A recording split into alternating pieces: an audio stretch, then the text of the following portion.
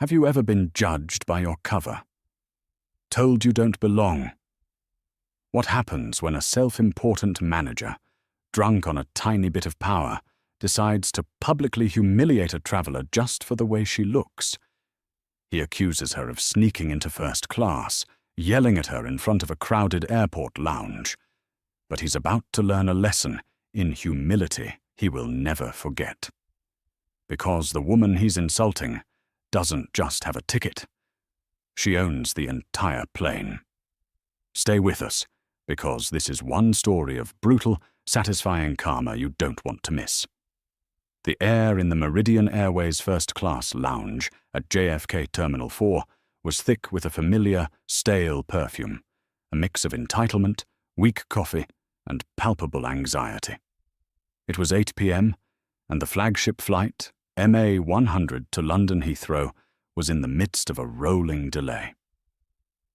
Tucked into a corner, Serafina Hayes looked like anything but the most important person in the building. She was 34, and beneath a worn grey university hoodie and a pair of noise-cancelling headphones, she was watching. Her joggers were frayed, her sneakers well-loved. To the passing eye, she was a college student, maybe a backpacker who'd gotten a lucky upgrade. She was, in fact, the new owner of Meridian Airways. 3 months ago, following her father's unexpected passing, Serafina had inherited the Hayes Foundation's controlling interest in the airline. While the world saw Meridian as a legacy carrier, Serafina saw the truth. It was a dinosaur, bleeding money and rotting from the inside. Her father had bought it as a passion project. She had inherited it as a multi-billion-dollar problem. She wasn't supposed to be here. She was supposed to be in her private jet, a sleek Gulfstream G700 currently parked in a private hangar, flying directly to the emergency board meeting in London. But she had cancelled it. "You can't see the rot from 50,000 feet, David," she'd told her frantic head of operations. "I'm flying commercial. I'm going in blind. I want to see what our customers see." And so here she was, in seat 1A, booked under a nondescript corporate name. She was observing the rust. The lounge staff was a case study in selective attention. A businessman in an ill-fitting suit, talking loudly on his phone about leveraging assets, had his champagne flute refilled 3 times in 20 minutes. An elderly couple, clearly wealthy and dripping in quiet luxury, were fawned over by a flight attendant. Serafina, however, was invisible. She'd been sitting with an empty water glass for 45 minutes. Not a single staff member had made eye contact. This, she noted on her phone, was Data. Then he entered the lounge. His name was Mark Gallagher. His name tag identified him as the duty manager. He wasn't walking, he was strutting. His suit was too tight, his hair slicked back with too much gel, and his face was flushed with a self-importance that precedes a fall. He surveyed the room not like a host, but like a warden. He was the kind of man who loved rules, not because they created order, but because they gave him a weapon. Serafina watched as he berated a young lounge attendant, his voice a low hiss that still managed to carry. "That's the 3rd time I've seen you stack the napkins wrong. Is it that hard?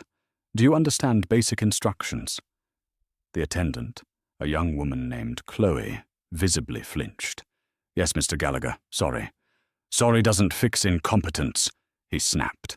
His eyes swept the room, landing on the loud businessman. He smiled, a greasy, obsequious expression. "Everything to your liking, Mr. Peterson." "Just fine, Mark. Just get this bird in the air," the man boomed. "Working on it, sir. Just a minor technical snag." Mark's gaze continued its sweep.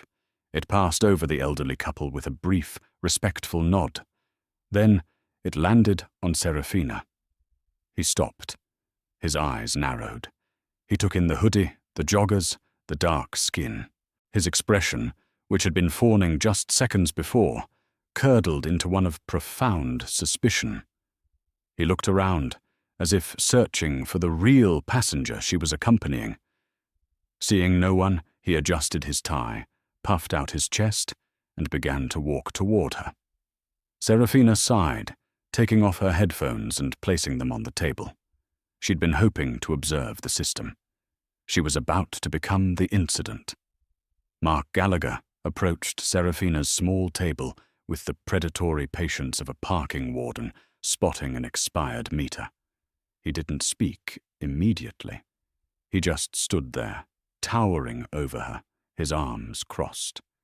He let the silence hang, a deliberate tactic designed to make her feel small, to make her explain herself without being asked. Serafina refused to play. She simply looked up at him, her expression neutral, and waited. The lack of an immediate, flustered apology seemed to anger him. His lip curled. "Excuse me, ma'am," he began, his voice a perfect blend of fake politeness and genuine condescension. "Are you aware of where you are?" "I am," Serafina said, her voice quiet but firm. "I'm in the Meridian First Class Lounge." "You are," he agreed, drawing the word out. "And this lounge, as the name implies, is for our first-class passengers, and of course, our Meridian Black Diamond members." He looked her up and down again, a slow, insulting appraisal. "You don't appear to be dressed for a first-class experience." Serafina felt a familiar coldness settle in her stomach. This was the moment. The protocol was about to give way to the prejudice. "I wasn't aware there was a dress code," she replied, matching his calm. Mark let out a short, barking laugh. "There's a dress code, and then there's common sense. This is an exclusive space for our premium guests. Not a—" he gestured vaguely at her. "Not a bus station."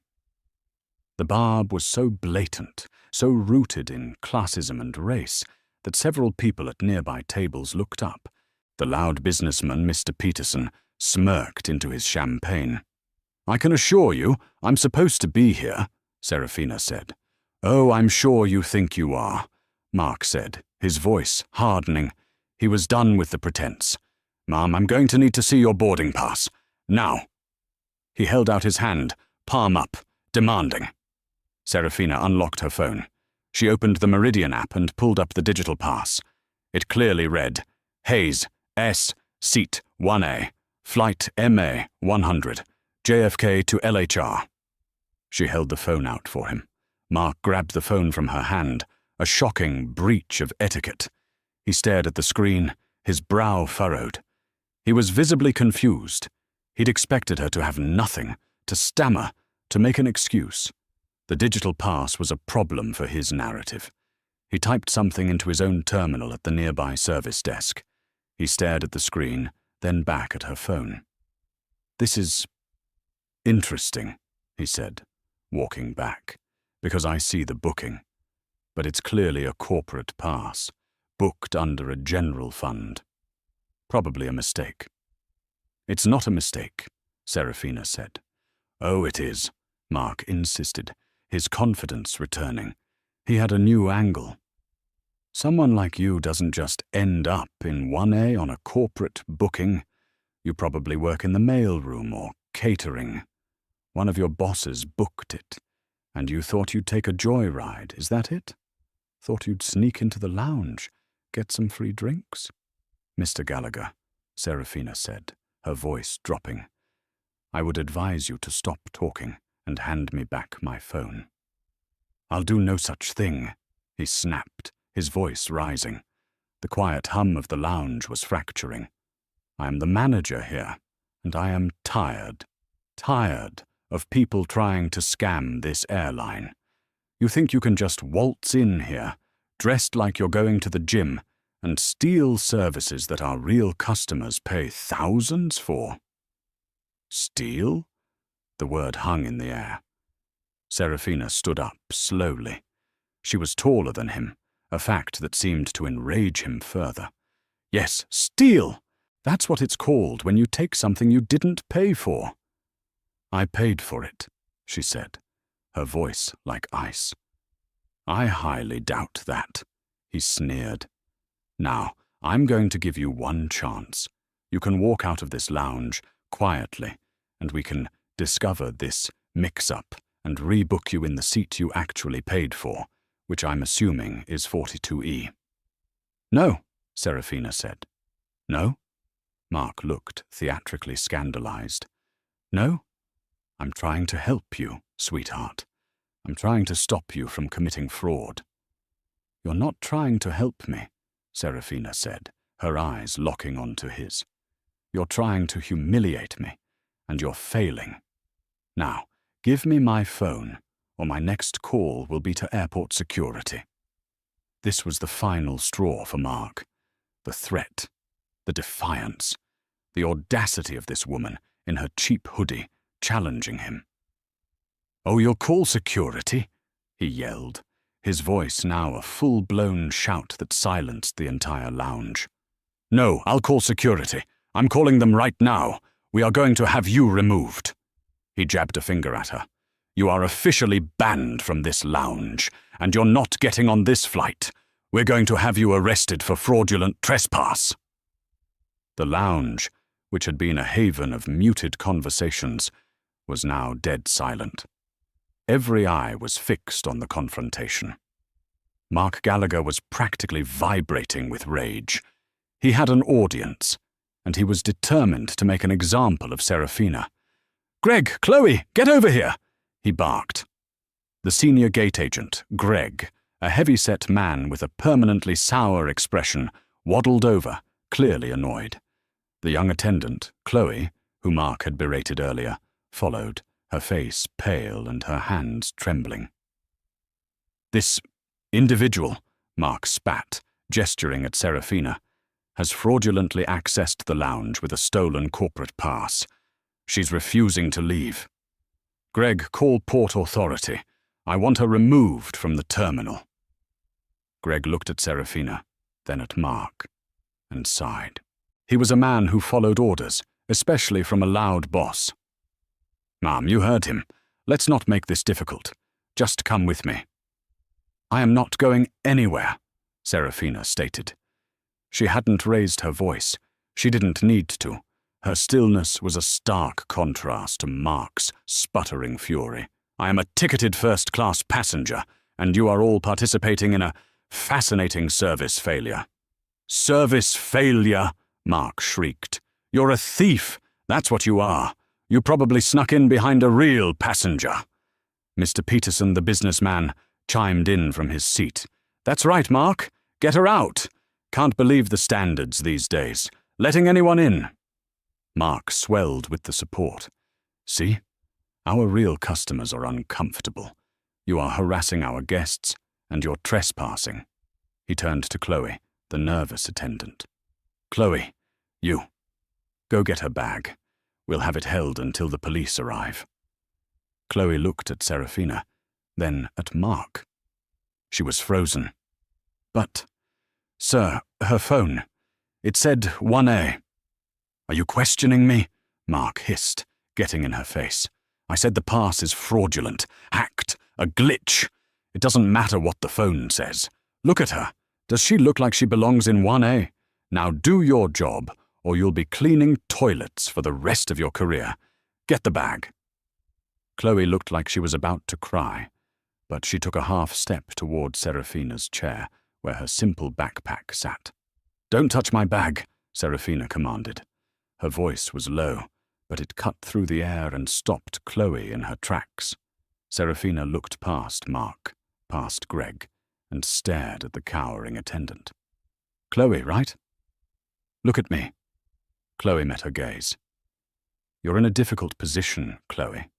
You have a manager who is clearly compromised. He's given you an unlawful order. He's created a hostile and discriminatory environment. You have a choice. Are you going to be complicit in this? Complicit? Mark roared. She's threatening you, Chloe. That's harassment. Greg, call security now. Tell them a passenger is threatening staff. Greg pulled out his radio. Dispatch, this is Gallagher at Meridian Lounge, Gate 12. We have a non-compliant, hostile individual refusing to leave. Request immediate Port Authority assistance. They're on their way, ma'am, Greg said, tucking the radio away with grim satisfaction. You're in real trouble now. Serafina simply nodded. Yes, someone is. She calmly took her phone back from Mark's hand. He was so stunned by her audacity that he didn't resist. She typed a single, quick text message. David. Lounge. Now. Texting your imaginary lawyer? Mark sneered. It's too late for that. You should have just walked away. The doors to the lounge hissed open. 2 Port Authority officers entered, hands resting on their belts. That her? One of the officers asked, pointing at Serafina. Yes, officer, Mark said, stepping forward, his chest puffed. Thank you for the prompt response. This woman, I have no idea how she got in here, but she's been harassing guests, threatening my staff, and is refusing to leave. She's claiming to have a first-class ticket, but it's clearly fraudulent. The officers looked at Serafina. She looked calm. Too calm. This wasn't the usual profile of a disorderly passenger. Ma'am, the first officer said, we've had a complaint. We need you to come with us. I understand, officer, Serafina said, but before I do, the man who called you is about to get some new information. I suggest you wait for it. We're not waiting for anything, Mark snapped. Cuff her if you have to. That won't be necessary, said a new voice. A man was sprinting through the terminal, his tie undone, his face slick with sweat. He burst through the lounge doors, his eyes wide with panic. It was David Foster, the head of North American operations. David Foster skidded to a halt, his chest heaving.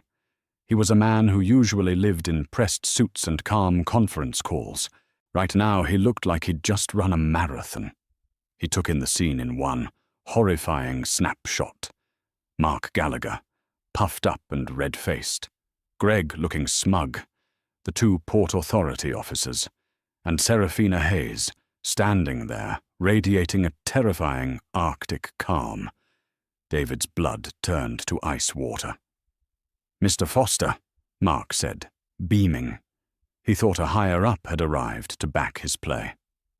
Thank goodness you're here. I was just handling a very difficult situation. This woman— Mark, stop talking, David interrupted. His voice was a strangled whisper. Mark's smile faltered. He was confused. But, sir, she was sneaking. Mark, I am not going to say it again, David said, his eyes locked on Serafina, full of pure, unadulterated terror. Shut your mouth. Mark, for the first time, realized something was terribly wrong. His bravado evaporated, replaced by a cold, creeping dread. He looked from David's pale face to Serafina's neutral one. David Foster ignored everyone. He walked directly to Serafina, his head slightly bowed. Miss Hayes, he breathed, his voice shaking. I am so sorry. My car was blocked by a ground crew vehicle. I was at the curb. I got your text. I ran. I am so sorry for this. The entire lounge held its breath. Mark Gallagher's brain short-circuited. He looked at David, then at Serafina. Ms. Hayes, what's going on? Who is she? David turned to Mark. The terror in his eyes was gone, replaced by a rage so profound it was silent. Who is she? David repeated, his voice dangerously quiet. You've been the lounge manager for 3 years, Mark. You read the company memos, don't you? You know the Hayes Foundation took controlling interest. You know the new owner was flying to London tonight for the emergency board meeting. A single, terrible, impossible idea began to form in Mark's mind.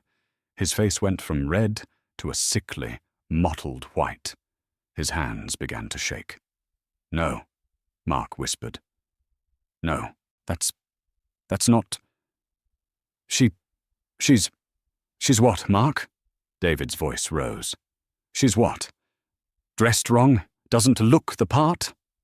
David turned to the entire lounge, to the officers, to Mr. Peterson, who was now trying to hide behind his newspaper. Everyone, David Foster announced, his voice echoing in the stunned silence. This is Serafina Hayes. She is the principal stakeholder and the new chairwoman of Meridian Airways. She doesn't just have a ticket for first class. He pointed a shaking finger at the plane outside the window, the massive Airbus A330. She owns this lounge. She owns that plane. She owns this entire airline. And you, Mark, you just tried to have her arrested for trespassing. The silence that followed was absolute. It was the sound of a career ending, the sound of a man's entire world collapsing in on him. Mr. Peterson, the loud businessman, audibly choked on his champagne. The elderly couple stared, mouths agape, and Chloe, the young attendant, looked like she was going to faint. Mark Gallagher's legs gave out. He stumbled back, grabbing a service counter for support. He opened his mouth, but only a dry, gasping sound came out. He stammered, his eyes wide and vacant with shock. It was protocol. I didn't know. Serafina, who had been silent this entire time, finally spoke. That's the entire problem, isn't it, Mark? She said, her voice cutting through the silence like a diamond. You didn't know. You shouldn't have to know. She took a step toward him. He flinched as if she'd struck him. You're right, she continued. I am a black woman in a hoodie. But what if I wasn't the owner? What if I was just a software engineer who'd saved up for a year for this ticket? What if I was a lawyer, a doctor? What if I was just a human being who paid for a service? She looked around the room. You didn't just fail me. You failed every single customer who doesn't fit your sad, narrow-minded stereotype of what first class looks like. You are the technical snag on this airline, Mr. Gallagher. You are the rot. The Port Authority officers, realizing the catastrophic nature of the situation, immediately stepped back. Ma'am, Ms. Hayes, the first officer stammered. This is an internal airline matter. We'll be on our way unless you need us. No, officer, Serafina said calmly. I don't need you. But he might. She nodded at Mark. He's going to need an escort, just not to jail. She turned to David Foster, who was still vibrating with a mix of adrenaline and professional panic. David, she said, her voice pure business. Yes, Miss Hayes. Anything. Have the officers escort Mr. Gallagher to the Terminal Operations Office. He is to wait there. He is not to access any computers. He is not to contact any other staff. His security credentials and all system access are to be revoked. Effective 2 minutes ago. Right away, David said. He snapped his fingers at Greg, the other gate agent, who was trying to blend into the wall. Greg, get his pass! Greg, his own face ashen as he realized his complicity, fumbled to obey. I can't. Please, Mark whispered. He looked at Serafina, his eyes swimming with a desperate, pathetic plea. Miss Hayes, please, it was a mistake. A terrible, terrible mistake. I was under pressure. The delays. I have a family. So did the people you humiliated, Serafina replied, her voice void of all sympathy. So did every customer you've ever profiled out of this lounge. Did you ask about their families before you decided they were thieves? She looked at him one last time.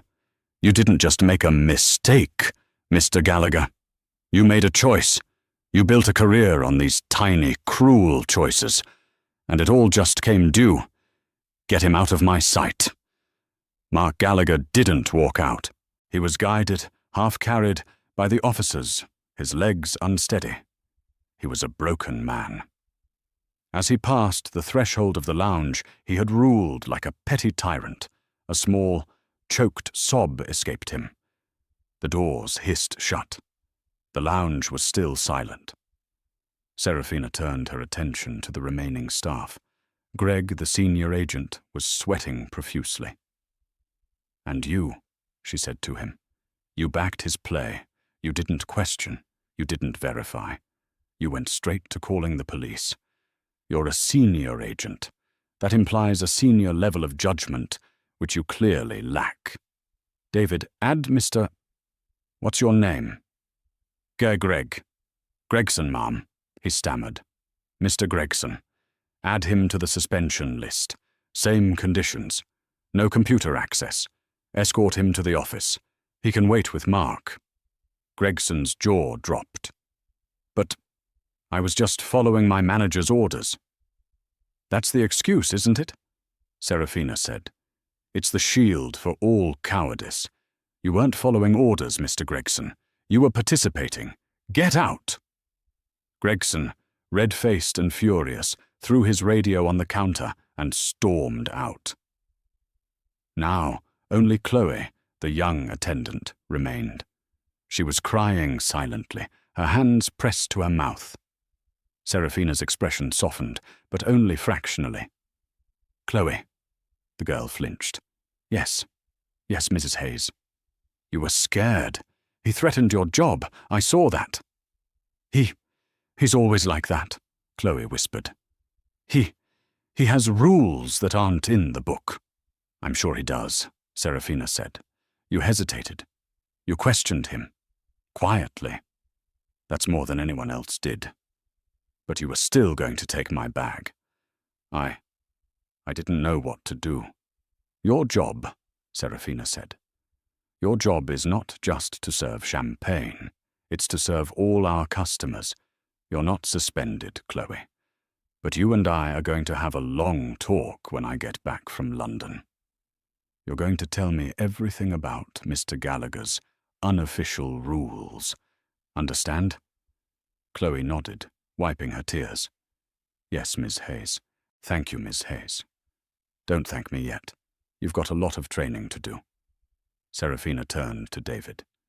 "David, get the lounge staffed with a competent team from another terminal, and find me the last 3 years of customer complaints for the JFK station. Specifically, any that mention Mr. Gallagher. I want that report by the time I land." "Yes, Miss Hayes. And your flight. We can hold it." "No," Serafina said, picking up her backpack. "We're already delayed. The last thing I'll do is inconvenience the real customers any further." She looked at Mr. Peterson, the businessman, who was now staring intently at his shoes. "Sir," she called out. He looked up, terrified. "You have a fine suit. You might want to ask my head of operations for a voucher to have it cleaned. I believe you splattered it when you were cheering on my public humiliation." Peterson turned a shade of purple that matched his tie and said nothing.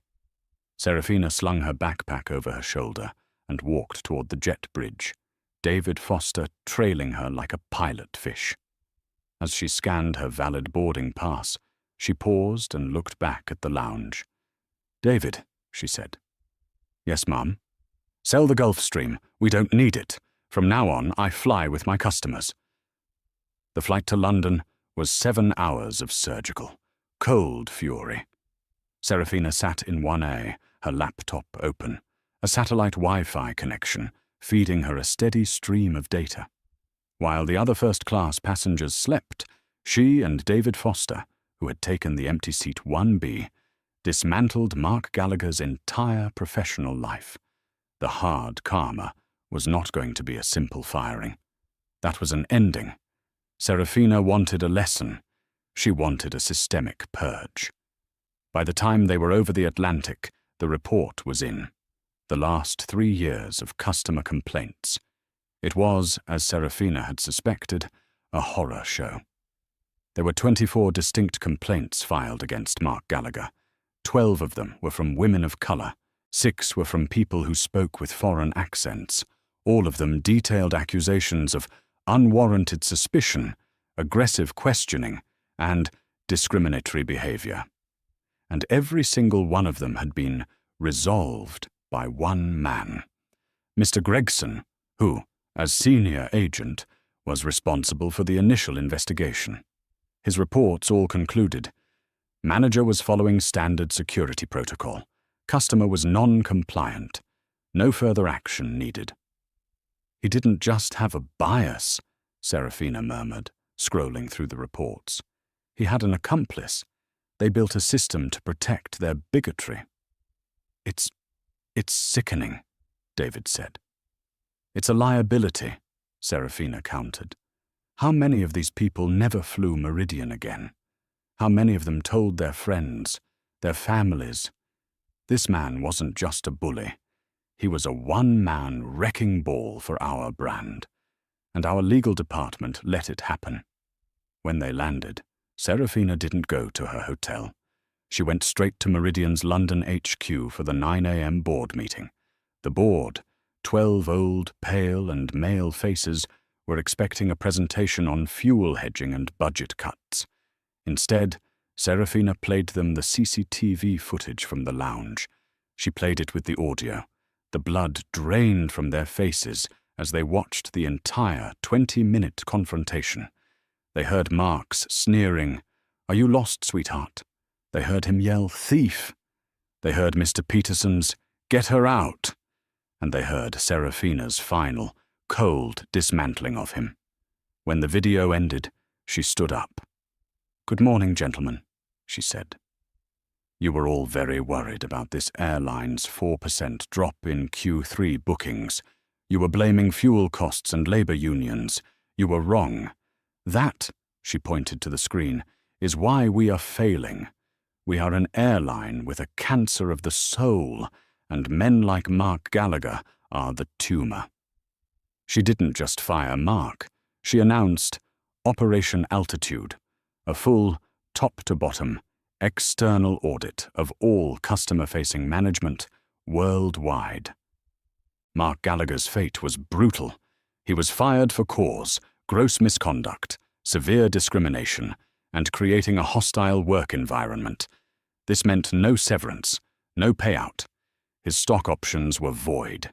His pension was frozen, pending a legal review. He, of course, tried to fight it. He lawyered up, claiming wrongful termination.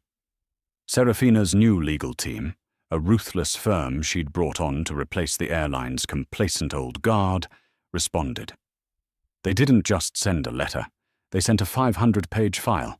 It contained what it was: 1, the 24 prior complaints; 2, sworn affidavits from 15 of those prior victims whom Serafina's team had located and interviewed; 3, the text messages from Mark to Gregson, pulled from company phones, including one from that night. Got another one in the lounge. Hoodie and sneakers. Watch her while I go poke the bear. 4, a sworn affidavit from Chloe, who detailed, in tearful clarity, the years of unofficial, racially motivated rules Mark had enforced. Mark's lawsuit was dropped within 24 hours. His lawyer quit. But the karma didn't stop there. Meridian Airways, under Serafina's direction, filed a civil suit against him for damages to the brand. They also sent the entire file to the FAA and the Department of Transportation, flagging him as a high-risk individual.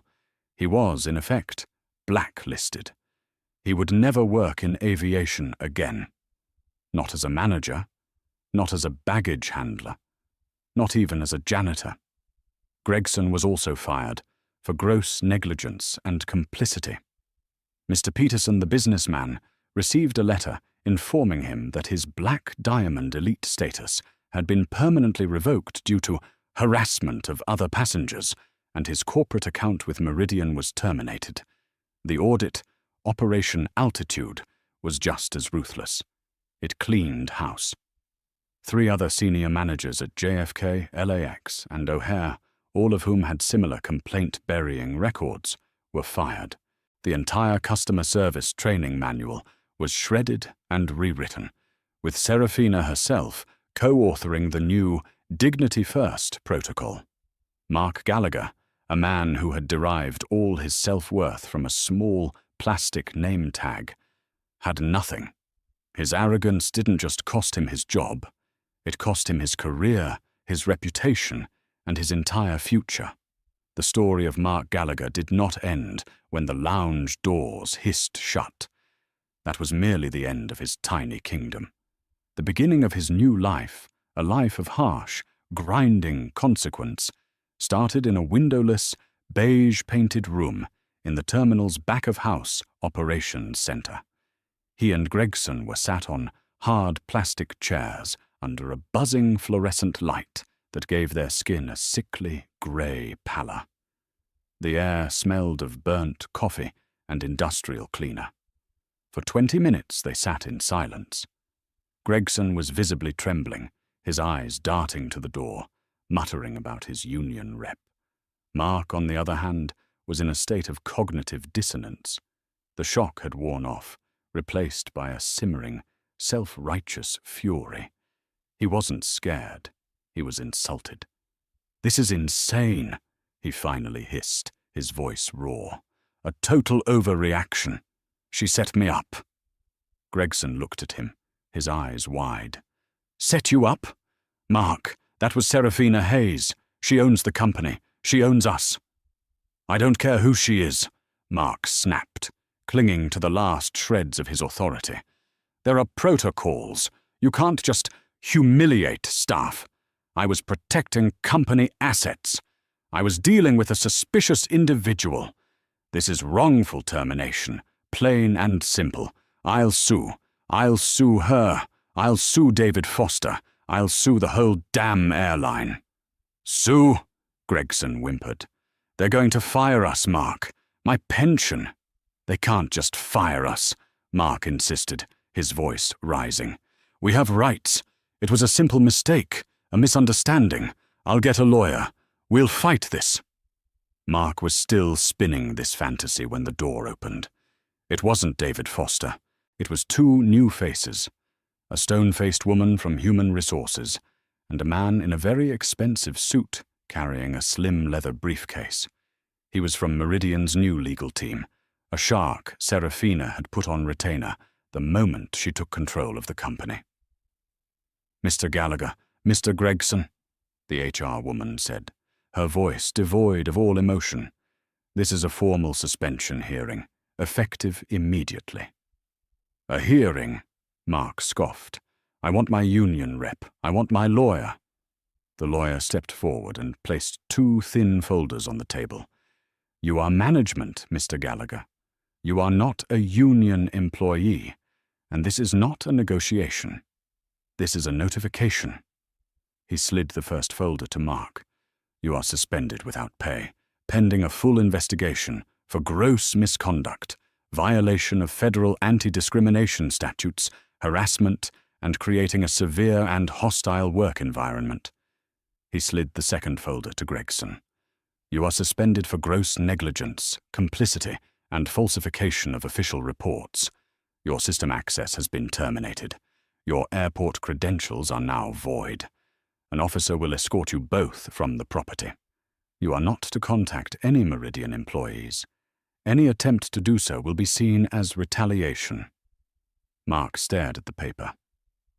"Falsification of what reports?" The lawyer smiled, a thin, predatory expression. "We're just getting started." While Mark's world was being forensically dismantled, Serafina's was accelerating. 7 hours later, she landed in London. She hadn't slept. She had spent the entire flight on the satellite Wi-Fi in a digital war room with David Foster and her new legal counsel. She didn't go to her hotel. She went straight to Meridian's glass and steel headquarters for the 9 a.m. emergency board meeting. The boardroom was a cathedral of old money, all dark mahogany and hushed reverence.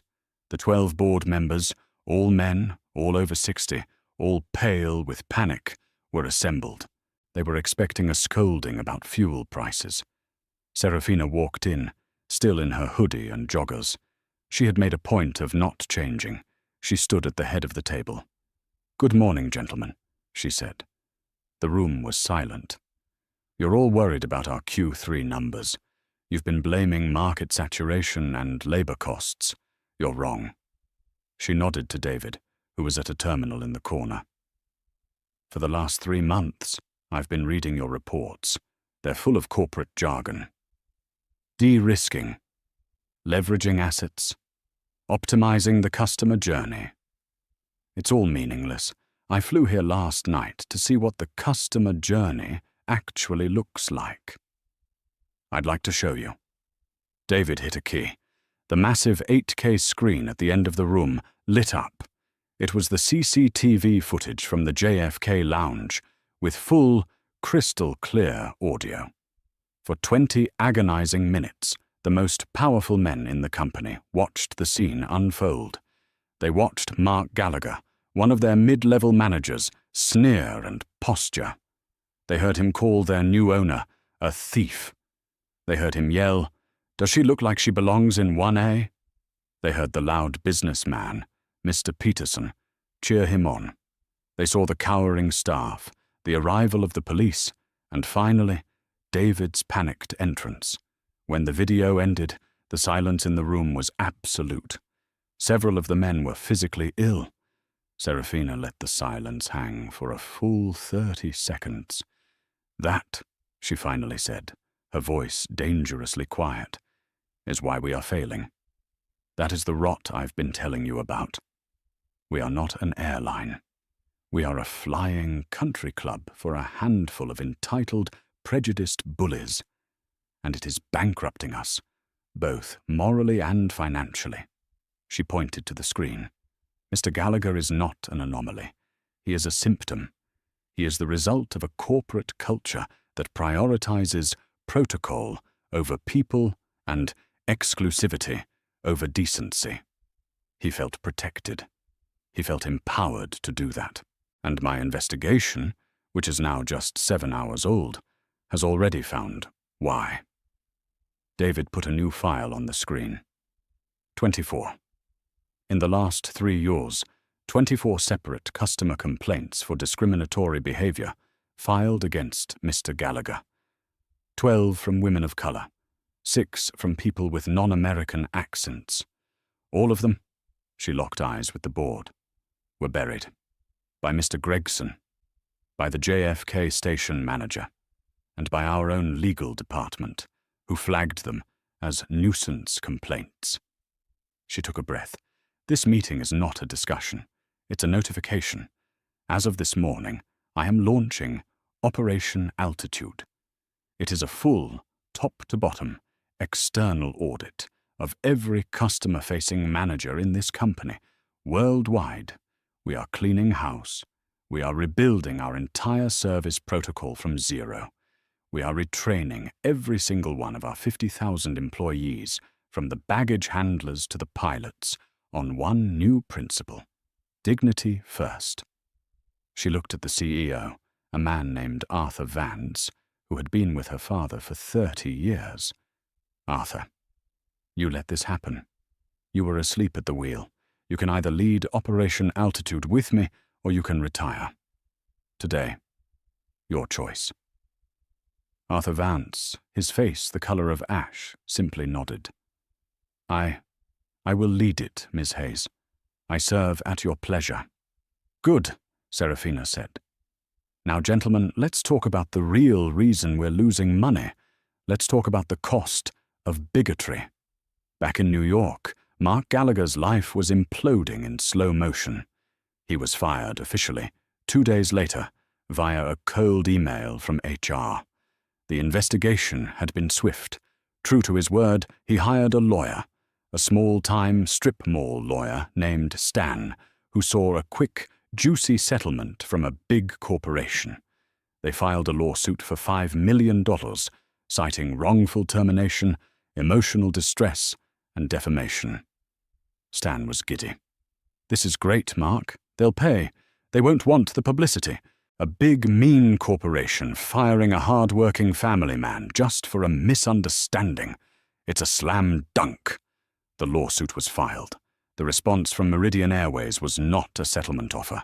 It was a box, a very, very large box, delivered to Stan's tiny office. It was the discovery file. Stan opened it. His giddiness faded. Inside was a 500-page file, professionally bound. Exhibit A, the full high-definition, multi-angle CCTV and audio recording of the entire 20-minute incident. Exhibit B, the 24 prior complaints of discrimination, all detailed. Exhibit C, sworn, notarized affidavits from 15 of those prior victims whom Serafina's team had located and interviewed. They detailed a pattern of systemic, malicious abuse. Exhibit D, a full log of Marks and Gregson's company text messages pulled from the server. This included the text from that night. Got another one in the lounge. Hoodie and sneakers. Watch her while I go poke the bear. And another from 3 months prior. Greg, need you to lose the complaint from that woman in 3B. The loud one. You know the drill. Exhibit E, a sworn affidavit from Chloe, the lounge attendant, detailing years of unofficial, racially motivated rules Mark had enforced, including a list of names he used for passengers he didn't think looked right. Exhibit F, a financial audit estimating the brand damage and lost revenue from the 24 identified incidents at over $2.2 million. At the very top of the box was a single letter from Serafina's new legal counsel, a firm named Kincaid and Spector. It read, Mr. Gallagher's lawsuit is frivolous, malicious, and sanctionable. We will not be offering a settlement. We will be filing for immediate summary judgment. And furthermore, we have attached a draft of our own lawsuit, which we will be filing against Mr. Gallagher personally for damages to the Meridian brand, breach of duty, and conspiracy to defraud the company. This lawsuit will be for $2.5 million. We will also be forwarding this entire file to the Department of Transportation and the FAA as a formal notification of a pattern of civil rights violations, which will effectively blacklist Mr. Gallagher from all future employment in the aviation industry. We await your client's immediate withdrawal of his suit. Stan called Mark, his voice shaking. Mark, you need to come in. Now. When Mark saw the file, he had his second, true moment of realization. The text messages, the poke the bear text.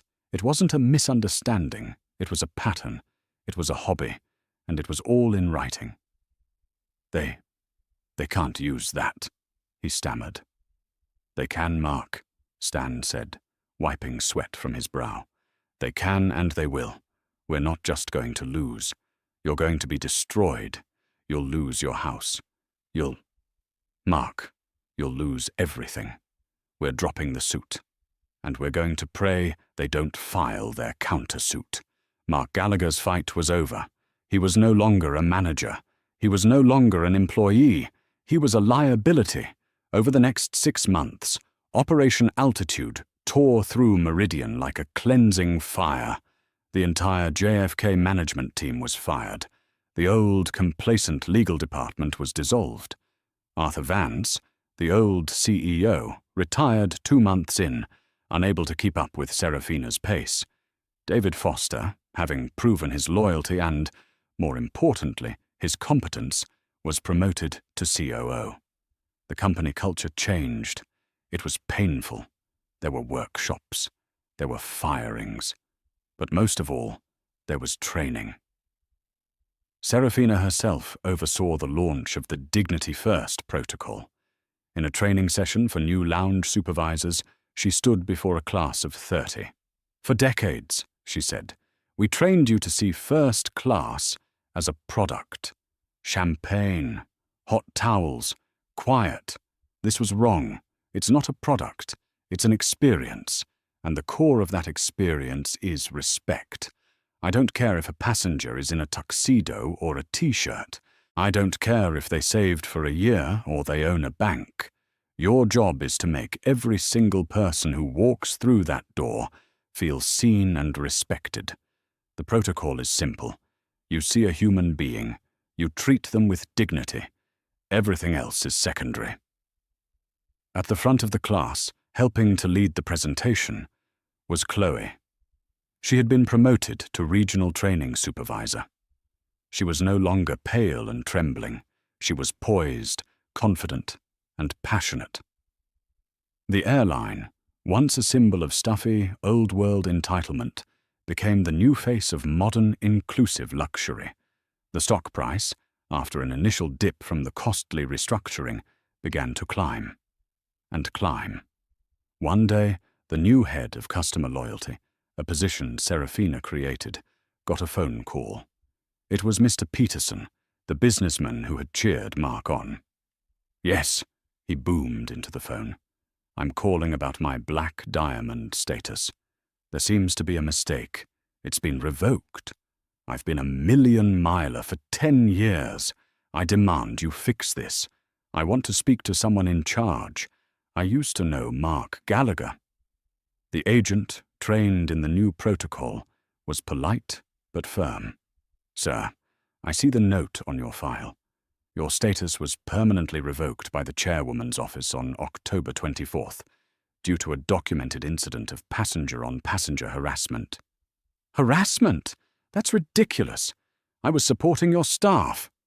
"Sir, our new policy is clear. We have a zero-tolerance policy for discrimination or harassment from staff or passengers. Your account is closed. We thank you for your past business and wish you well on other carriers." Peterson was left sputtering at a dial tone. 1 year after the incident, the final piece of karma clicked into place. Mark Gallagher's life was a ruin. His lawsuit, dropped, had still cost him thousands. Meridian, in a final act of cold, corporate mercy, had chosen not to file its $2.5 million suit on the condition that he sign a permanent NDA and never set foot in an airport again. The FAA and DOT blacklisting, however, was real. He couldn't get a job in aviation. He couldn't get a job in logistics. He couldn't get a management job anywhere that required a background check. His severe and hostile termination, for cause, meant no severance, no pension. His wife, who had been married to a powerful airline manager, was not prepared to be married to a nobody. The divorce was quiet and quick. He was 48 years old, and he was unemployable. Finally, after 6 months of his unemployment benefits running out, he found a job. It was a third-party security contractor. Minimum wage, graveyard shift. His post was the food court at the Palisades Mall. It was a rainy Tuesday in October. Mark was standing near the Sparrow, his ill-fitting polyester blend security uniform chafing his neck. His feet ached in his cheap, discount bin boots. The food court smelled of stale grease and Cinnabon. His job was to stand there, to be a visual deterrent. He had no power. He couldn't even arrest a shoplifter. He could only observe and report. A group of teenagers on skateboards zipped past him, laughing. One of them, a kid with green hair, deliberately clipped Mark's shoulder, hard. "Watch it, rent-a-cop," the kid jeered. "Hey," Mark yelled, his old hollow authority flaring up. You can't ride those in here." The kids just laughed, giving him the finger as they rounded the corner. He was powerless. He was invisible. He was nothing. He turned, sighing, his shoulders slumped in defeat. And that's when he saw her. On the large, flickering television mounted above the smoothie stand, the business news was on. There she was, Serafina Hayes. She wasn't in a hoodie. She was standing on a sunny tarmac, her hair blowing in the wind, a sharp, elegant power suit, making her look like a queen. She was cutting a massive red ribbon. The chyron read, "Meridian soars. Airline announces record profits. 50,000 employee bonuses." The reporter was gushing. Ms. Hayes, in an incredible turnaround, has not only boosted Meridian stock by 40%, but she's just announced the largest purchase in aviation history, 20 new Bombardier Global 8000 jets, the most advanced, longest-range private jets in the world, to launch Meridian Private, a new charter service for the global elite. The camera zoomed in on Serafina's face as she smiled, bright and confident. "Meridian Airways is not just a carrier," she said, her voice clear and strong. "It's a promise that no matter who you are, where you come from, or what you're wearing, you will be treated with dignity. We're not just selling seats, we're selling respect. And as you can see," she motioned to the gleaming white jets behind her, "business is very, very good." Mark stood there, rooted to the greasy tile. The woman he had called a thief was on national television, surrounded by hundreds of millions of dollars in new aircraft, giving bonuses to the 50,000 employees she commanded. He, on the other hand, was a ghost, a man in a cheap suit, paid to be ignored in a food court. He had built his entire identity on a tiny sliver of borrowed power, and he had used it to humiliate others. Now he had no power, no identity, and no future. A janitor pushed a mop bucket past him, splashing grey water on his discount boots. "Move it, buddy," the janitor grunted, not even looking up. Mark moved. He went back to his post, guarding a store that sold scented candles, as the sound of Serafina Hayes's success echoed from the television above him. He had become, in the end, exactly what he had feared most: a person not even worth a second glance. And that is what you call hard karma. Mark Gallagher didn't just get fired, he was exposed. The very system he used to bully people was the same system that recorded his downfall. Serafina didn't just take over a company, she gave it a soul, proving that treating people with respect isn't just the right thing to do, it's the profitable thing to do. She turned a moment of ugly discrimination into a revolution. What did you think of Mark's downfall? Was it justified? What would you have done if you were in Serafina's position? Let us know your thoughts in the comments below. We read every single one. If you love stories where the arrogant get what they deserve, please hit that like button. Share this video with a friend. And most importantly, smash that subscribe button and ring the bell. You won't want to miss the next story we have coming. Thanks for watching.